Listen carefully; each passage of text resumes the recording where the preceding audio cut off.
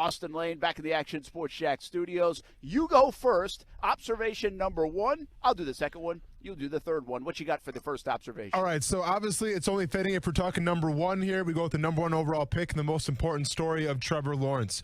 Obviously it was apparent that he has not earned the starting spot yet, right? The rotating guys in and out, as most teams would the first day of training camp. But let's be honest. We know Trevor Lawrence is going to be the starter. The question remains, when does he take that starting role? Because this is kind of a shortened period here before that first preseason game and before game number one in Houston. I wonder when Urban Meyer pulls the trigger and announces Trevor Lawrence as a starting quarterback.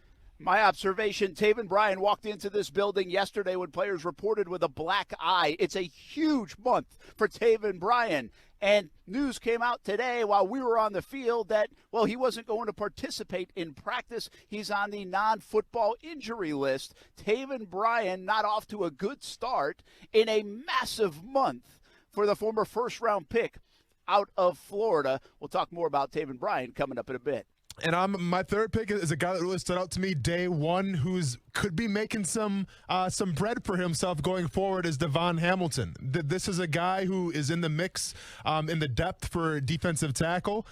This guy was all over the field today, getting a lot of starting reps. And I think that by all indications, what coaches are saying about him, how they're coaching him, I think these coaches really like Devon Hamilton. I think they have big expectations for him going into this season.